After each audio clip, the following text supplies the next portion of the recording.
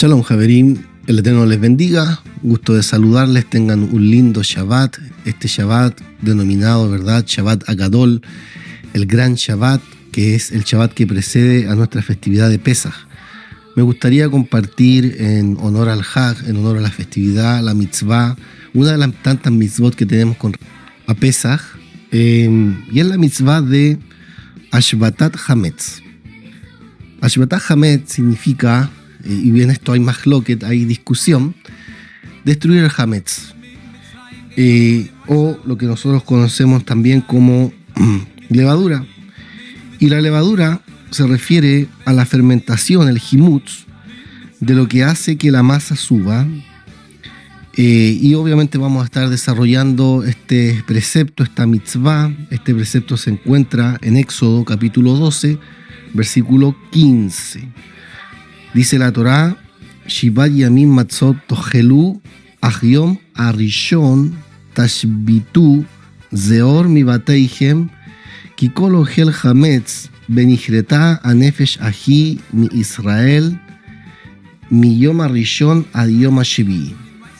Dice: 7 días comeréis panes ácimos, pero desde el día primero quitaréis de vuestras casas la levadura, pues cualquiera que comiere pan fermentado desde el día primero hasta el día séptimo, esa alma será cortada de Israel.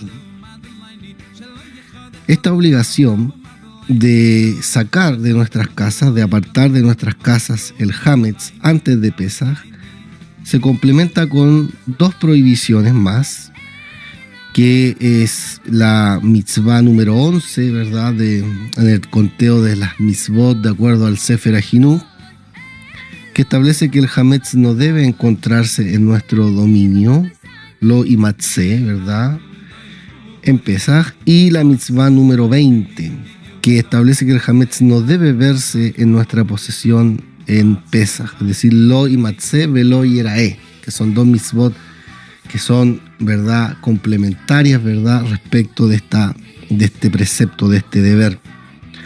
En pocas palabras, se nos ordena a nosotros entonces sacar de nuestra posesión el Hametz antes de Pesaj, y se nos prohíbe también tener Hametz en nuestra posesión en Pesaj.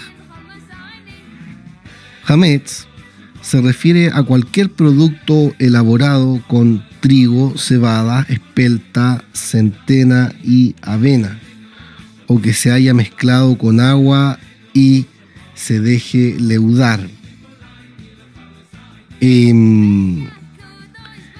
Respecto de esto, ¿verdad?, y lo que también trae acá el Sefer HaChinuch, que define kol lejen hametz, todo lo que sea pan de hametz, no debe entenderse como algo excluyente a otros productos fermentados. En realidad, cualquier producto fermentado de los 5 granos que ya mencionamos, ¿no es cierto?, si llegaron a fermentar por sí mismos o a través de un agente leudante, que sería lo que conocemos como seor también, como la levadura, se considera hametz.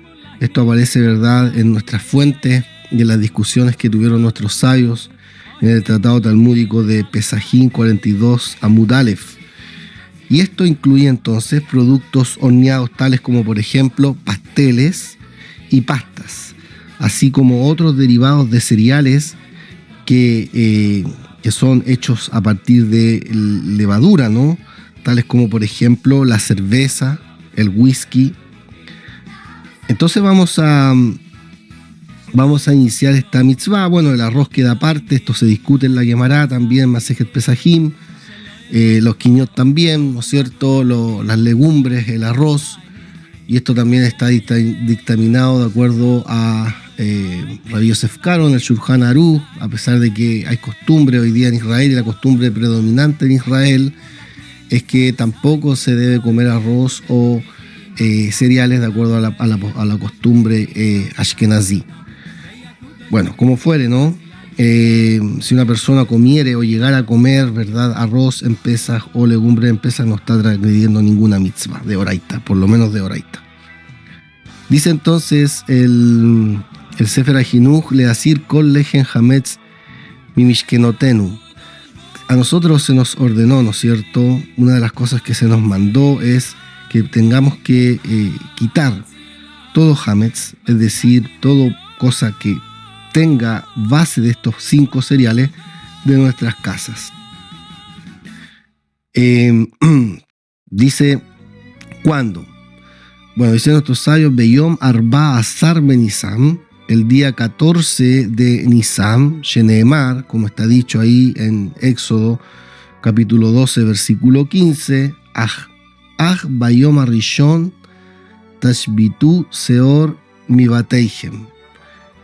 Quiere decir esto, desde el día primero, ¿no es cierto? Pero desde el día previo, que literalmente se traduce como día primero, apartaréis de vuestras casas la levadura, ¿no?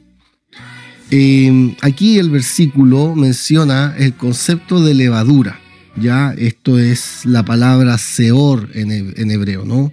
Seor, que viene a ser un agente no comestible que provoca que la masa suba, a menudo refiriéndose como por ejemplo a una masa madre que incluye el producto leudado, también, es decir, el hametz, como lo va a explicar, ¿no es cierto?, el Sefer HaJinuch mismo más adelante. Ahora, Uferushó Rishon, ¿cuál es la explicación de Rishon aquí en el versículo? Dicen otros sabios, Koden la Pesach, viene a ser, ¿verdad?, el día anterior a Pesach. Sabemos que Pesach es el 15 de Nisan, y el 15 de Nisan, ¿verdad?, nosotros comemos el Corbán junto con matzá y hierbas amargas. Ahora, la palabra primero aquí, entonces, se tiene que entender como el día anterior a Pesach. Por lo tanto, no puede tener aquí el significado habitual de primer día de Pesach, porque se nos enseña claramente en otro lugar, en Shemot 34:25, que uno no puede poseer hametz cuando se sacrifica el Corbán Pesach en la tarde antes de Pesach. Obviamente, entonces, el término Rishon en este versículo se refiere al atardecer de la víspera del 14 de Nisan, y nuestros sabios, ¿verdad?, ahí en la Gemara, en Masejet Pesajim, en la página 4b y 5a, elaboran, ¿verdad?, una serie de argumentos y en relación a la terminología primero, y que tiene un significado distinto. Es decir, la palabra primero no siempre es primero. Por ejemplo, tenemos, ¿no es cierto?, Shemot 12:18, donde dice Barishom Arba Azar Benisan, ¿no? O sea, el primero del 14 de Nisan, y ahí tenemos también la misma expresión Rishon. Entonces, bueno, para una elaboración más detallada, les invito a ver la Sugía, a ver la discusión de los Jajamim con respecto a esta palabra, ¿no? Ahora, Mishorshei Mizvazó, entre los fundamentos esenciales para el cumplimiento de esta mitzvah, es decir, cuál es el propósito con el cual el Eterno nos dio este mandamiento, es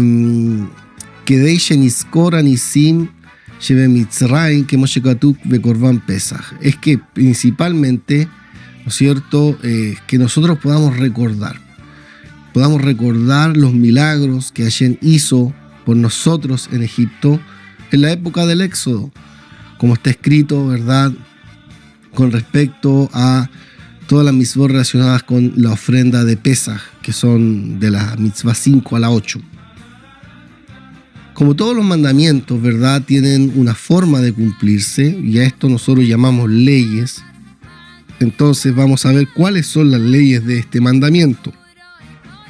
Kegom, Sheat Biuro Minas Hayom Matai. Por ejemplo, tenemos el mandamiento de destruir el hametz, de deshacernos del hametz, y una de las cosas que involucra esto es, por ejemplo, ¿a qué hora del día el hametz debe ser destruido? La obligación bíblica es eliminar el Hametz al mediodía del 14 de Nisan, como lo trae nuestro sabio en la Gemara en Masejet Pesajim, la página 5b. Sin embargo, nuestros sabios estaban preocupados de que podría no saberse la hora con precisión, por lo que requirieron que el Hametz sea eliminado una hora antes del mediodía. Además, prohibieron el consumo del Hametz una hora antes, es decir, 2 horas antes del mediodía. Y esto nosotros lo encontramos en el Talmud, también allí en Pesajim 11b, y también en las leyes, ¿no es cierto? Las leyes o la aplicación del mandamiento, el Rambam en Hijol Hametz Umatzah, en el primer capítulo, ¿no es cierto? El 1.8 al 10, después del capítulo 2, la Halajá 1, ¿verdad? Después del capítulo 3, la Halajá 3, la Halajá 1, perdón. Ahora, con respecto a la obligación bíblica, hay un debate sobre si se inicia al mediodía, como lo trae Tosafot en la página 4 de Pesajim y el Rosh también, o requiere que la destrucción del Hametz sea completada al mediodía, como trae el Rambam en el Hijol Hametz Umatzah, en el segundo capítulo de la primera halajá.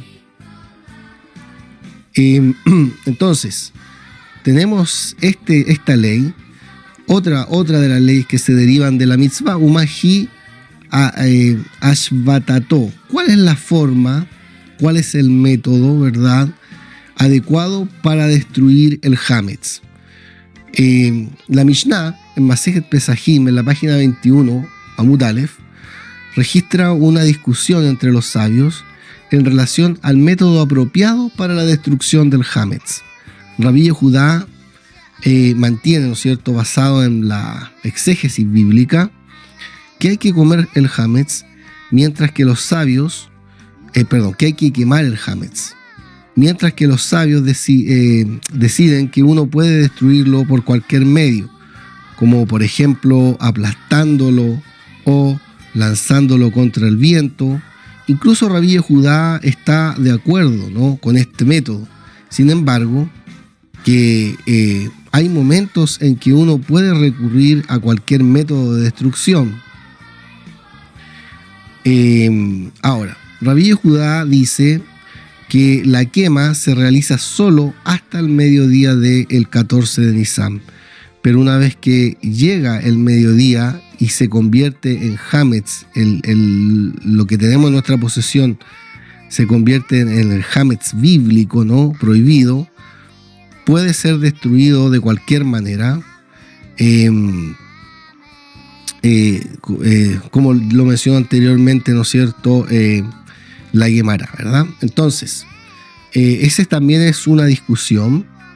Otro punto más que se deriva del mandamiento, Uvaize Makon Sari Lejatso Vaize Makon Eino Sarij. Otra cosa que se deriva de este mandamiento es, sabemos que si estamos obligados a destruirlo, también tenemos que ver que tenemos que buscarlo. Entonces, ¿en qué lugares uno estaría obligado a buscar el Hametz y en qué lugares no hay necesidad de buscarlos? Los sabios nos enseñaron y requirieron que se haga una inspección del Hametz, lo que nosotros conocemos como Bedikat Hametz, en la noche del 14 de Nisan. Sin embargo, se requiere solamente que se inspeccione el área en que el Hametz pudo haber sido traído durante el transcurso del año. Áreas en las que uno no ocupa Hametz puede presumirse que está libre de él mismo, ¿no? Como trae el Talmud en Pesajim, página 2, Amud Aleph. Además, uno no necesita buscar lugares donde se puede suponer que incluso si el Hametz fue dejado allí, habría sido comido por los animales, por ejemplo. Uno está exento de revisar la mitad de su patio, donde las aves seguramente habrían consumido el Hametz. Hay factores adicionales que dictaminan si uno está obligado a buscar en un área en particular, como por ejemplo, la accesibilidad del lugar y si hay o no un peligro en la realización de dicha búsqueda. Para más detalles, ustedes pueden ver también allí lo que aparece en el tomo Orach Haim del Shulchan Aruch. Entonces, la obligación de realizar esta búsqueda, la Bedikat, es de Rabanán, es de nuestros sabios, pero según la ley de la Torá, uno podría simplemente anular su hametz, bitul, eliminando la posesión de él y evitando las prohibiciones de poseer hametz. Para saber las razones, ¿no es cierto?, de por qué entonces los sabios instituyeron el requerimiento de Bedikat, nosotros vamos a ver, vamos a hacer una profundización con respecto a este tema. Otra ley que incluye también es la ley de que desde qué momento la mitzvah corresponde a aquel que está saliendo en un viaje previo a Pesaj y no planea volver para el día de la fiesta. Por ejemplo, si una persona sale de su casa más de 30 días antes de Pesaj y no planea volver para Pesaj, no está obligado a realizar la Bedikat Hametz en su casa, más bien, él puede confiar en el bitul, en la anulación que realizará antes de Pesaj. Si por el contrario, la persona sale dentro de los 30 días de Pesaj, se requiere que realice esta búsqueda, a pesar de que no tiene planes de regresar, porque la exigencia de la Torá es la eliminación del Hametz, y es durante, ¿no es cierto?, los 30 días previos a la fiesta. Puede, sin embargo, nombrar a alguna persona o alguna gente, ¿verdad?, algún representante que realice la Bedikat en la noche antes de Pesaj. También podría ser y también puede hacerlo, ¿no? Ahora, los detalles, ¿verdad?, de lo que consiste la ley con respecto a la destrucción del Hametz. Por ejemplo, ¿qué pasa cuando el 14 de Nisan cae en Shabbat? Cuando Erev Pesaj cae en Shabbat, se presentan desafíos únicos con respecto a la búsqueda y a la destrucción del Hametz. No se puede realizar el Bedikat Hametz el viernes por la noche, que sería la noche del 14, ya que debe hacerse a la luz de una vela que no podrá encenderse ni pasearse en Shabbat. El Hametz no se puede quemar en un día de Shabbat por la mañana, ni se puede sacar a dominio público y ser esparcido en el viento, ya que estas actividades constituirían, ¿verdad?, una profanación del día de Shabbat.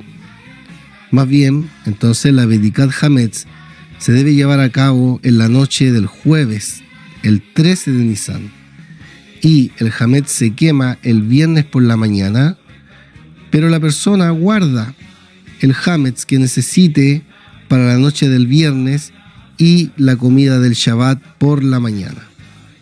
Con respecto al bitul, como en otros años, ¿verdad?, se recita una vez después de la Bediká, en este caso en la noche del jueves y una segunda vez en la mañana del 14 de Nisan, el sábado por la mañana, no se recita cuando el Hametz se quema el viernes. Bueno, para más detalles, ¿verdad?, hay que consultar con los libros correspondientes. Acá el Sefer HaChinuch nos da una visión, si bien es cierto, detallada, pero también tiene otros temas que están más, que requieren más detalles, ¿no?, respecto de las decisiones. Ahora, ¿cuáles son los detalles para la anulación verbal, lo que llamamos bitul, que uno está obligado a realizar además de la destrucción física del Hametz?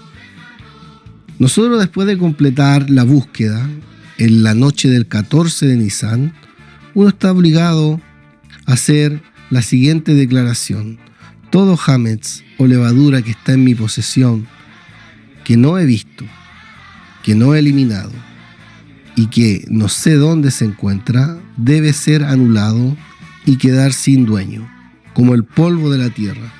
Esta declaración se conoce como bitul, La palabra bitul es anulación y se repite en la mañana siguiente después de que se quemó el hametz, a fin de cubrir todo hametz que no se haya incluido en la anulación de la noche anterior.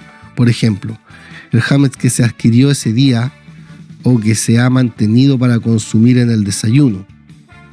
La redacción de este segundo bitul es más amplia a fin de incluir todo hametz, ya sea que esté a la vista o que se haya destruido o no. Y esta segunda anulación debe hacerse antes del comienzo de la sexta hora del día, después de la cual el hametz se torna prohibido, que sería después del mediodía, ¿no? Como beneficio, y ya no está en posesión legal de la persona para que ésta pueda anularlo. Ahora, aunque el segundo bitul por sí mismo debería ser suficiente, ya que es más inclusivo, sin embargo, la persona recita un bitul en la noche cuando está ocupada con la búsqueda del hametz. De esta manera, está protegida incluso si se olvida de llevar a cabo el segundo bitul la mañana siguiente. Estas leyes y los detalles adicionales al mandamiento se exponen en los 2 primeros capítulos de Pesach Rishon. El tratado de Pesach o Pesajín, tal como lo conocemos hoy en día y tal como fue formulado originalmente en tiempos de la Mishnah, es un tratado con 10 capítulos. Sin embargo, durante el periodo de los Geonim, el año 800, la forma era dividir el tratado en 2 partes.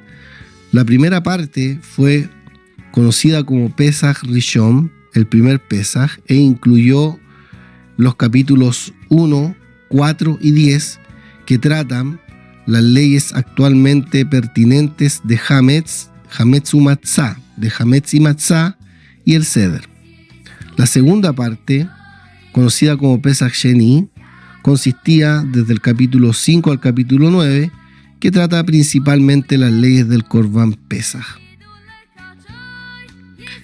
Y las leyes de la búsqueda de la destrucción y anulación del hametz están codificadas también en el Shulchan Aruch, en el tomo Orach Haim, en el Simán, ¿verdad?, 431 al 450.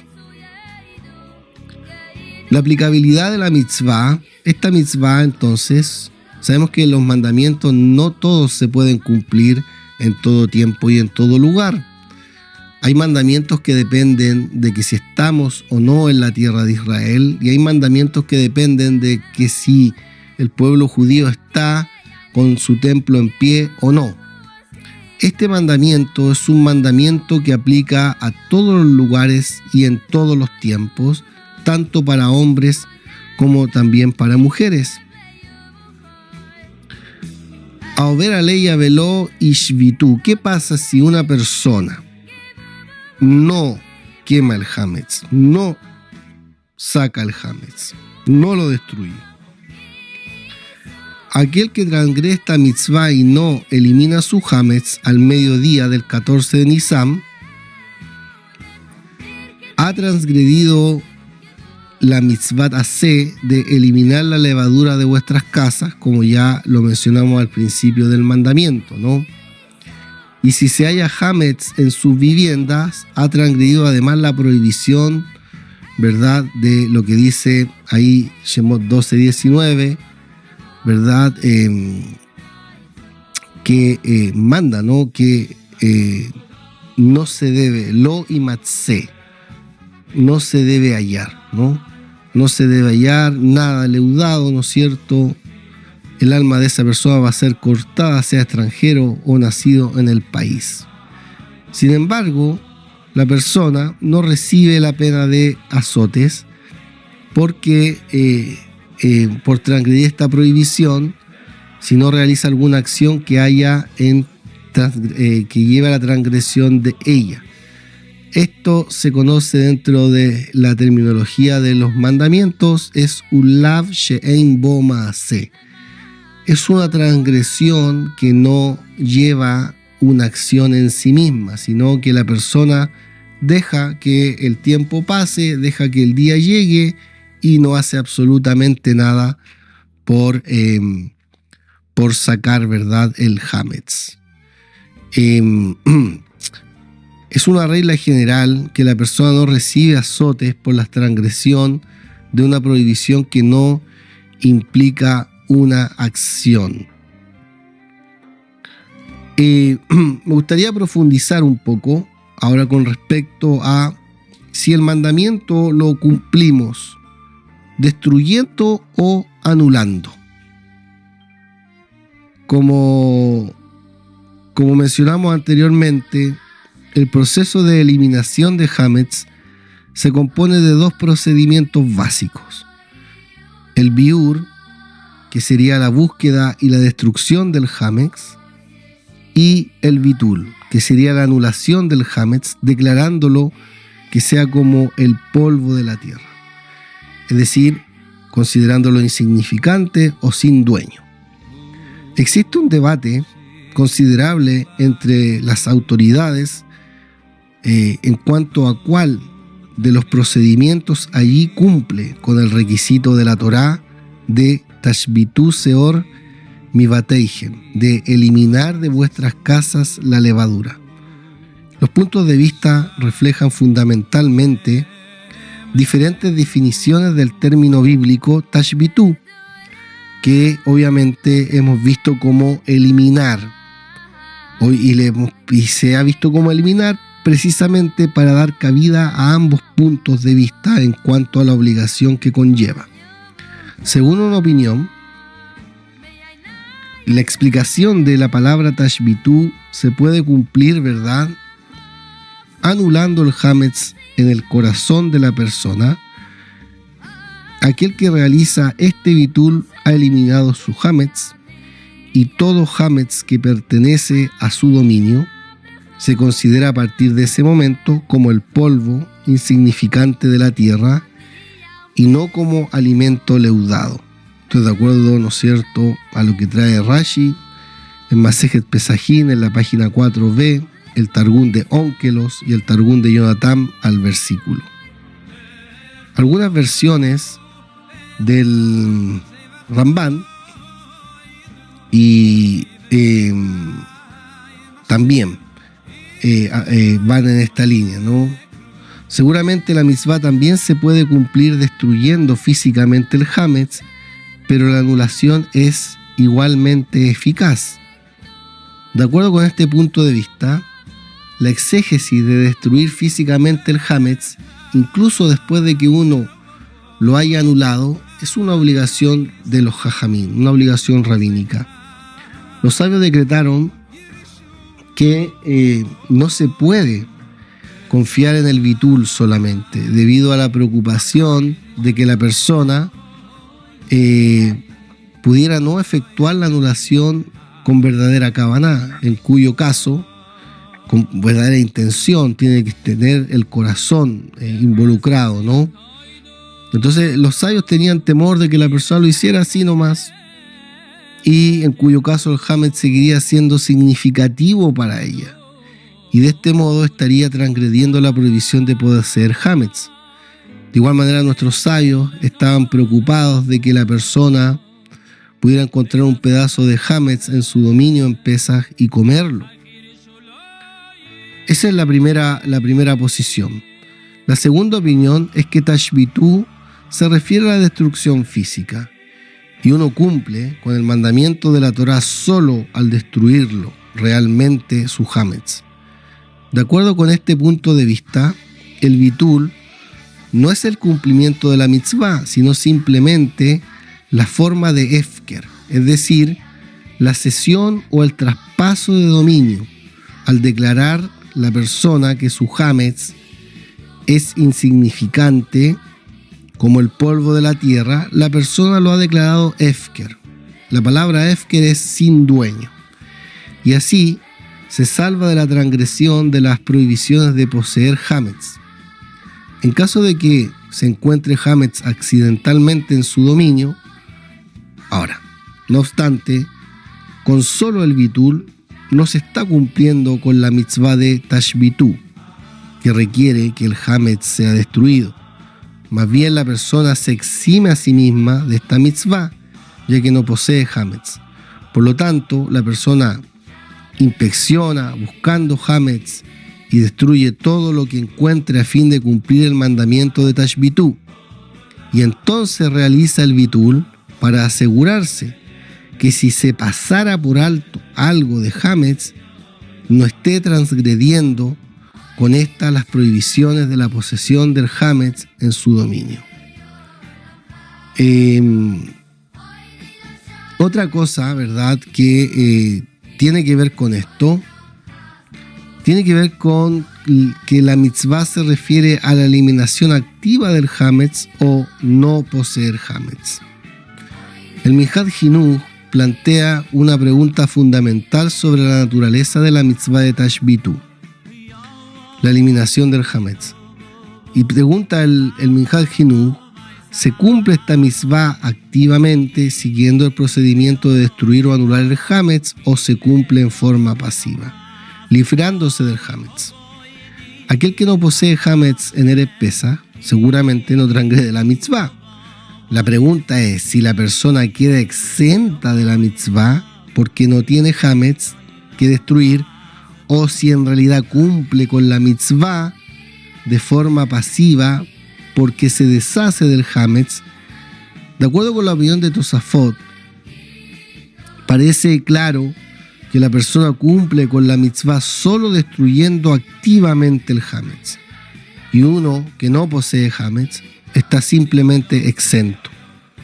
A nivel práctico, la pregunta es la siguiente: si yo no poseo hametz y deseo el mérito de cumplir con esta mitzvah de Tashbitú, ¿debo comprar hametz y luego destruirlo o anularlo? ¿O simplemente ya obtiene automáticamente este mérito por no poseer hametz en su poder, en su posesión? El Minhaj Jinuj sugiere que esta pregunta está relacionada con la controversia citada anteriormente en cuanto a en qué momento entra en vigor la mitzvah de Oraita, la mitzvah bíblica, para eliminar el hametz. La Torá enseña que en el momento para cumplir la mitzvah es el mediodía del 14 de Nisan, y hay desacuerdo en cuanto a que si esto significa que uno debe empezar a destruir el hametz al mediodía o que ya debe haber sido destruido al mediodía.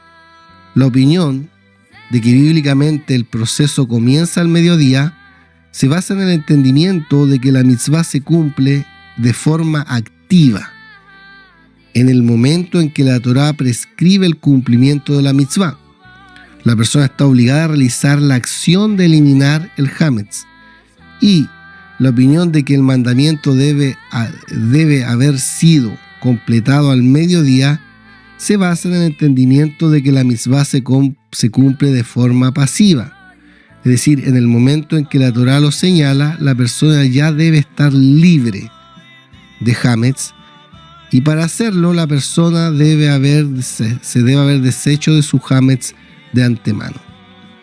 El Rav Chaim Solovievsky sugiere que la pregunta de si la mitzvah es activa o pasiva se encuentra también en relación con el debate tanaítico que mencionamos anteriormente en relación con el método apropiado para destruir el hametz.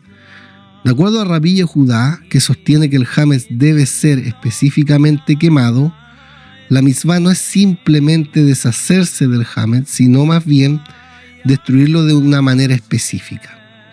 Pero de acuerdo con los jajamim, los demás sabios, quienes señalan que el hametz se puede eliminar de cualquier manera, la mitzvah es simplemente quedar libre de hametz. Ya nosotros sabemos, ¿no? Esto es la parte de cómo cumplir el mandamiento, que es lo importante. ¿Qué implica el mandamiento y cómo debo cumplirlo? Y sabiendo, ¿verdad?, que una persona que posee hametz en su posesión está sujeto a la pena de caret.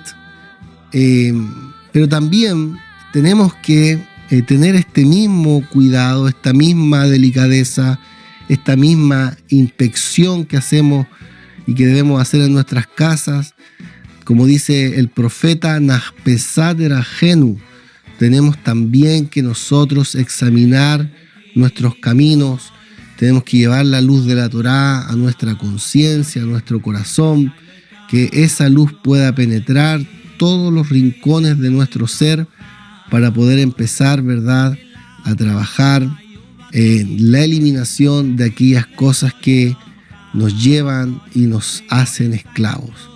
Que este Pesaj sea un Pesaj kosher besameach para todos ustedes y que podamos disfrutar de la libertad con la cual vamos a ser libres en la noche del Seder. Que Hashem les bendiga.